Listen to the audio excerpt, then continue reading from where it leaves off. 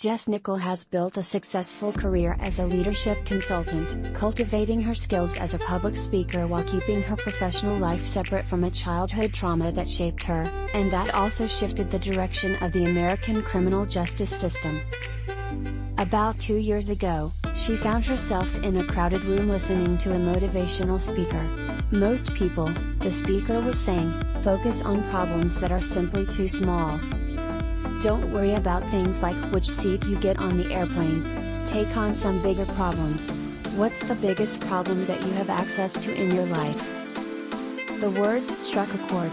There is a problem that's been sitting in my life, in my consciousness, for decades now, she recalled thinking. It's time to move the needle.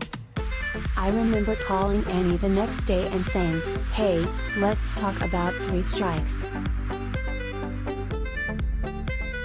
Polly was killed in 1993, when Annie was 6 and Jess, like Polly, was 12. The crime, committed by a man with a long record of serious and violent offenses, moved California voters to adopt the 3 strikes and you're outlaw the following year. The ballot measure was meant to keep people who had committed at least 2 serious or violent felonies locked up for life upon conviction of a 3rd crime, even one that was neither serious nor violent.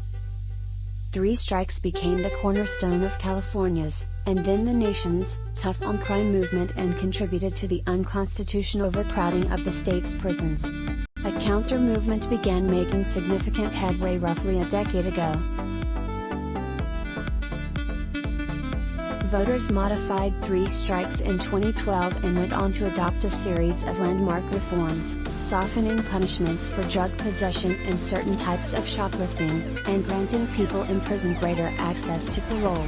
Now, with homicides and other violent crimes up sharply, and with key county and state elections looming in California, the debate over the purpose and practices of the criminal justice system is intensifying.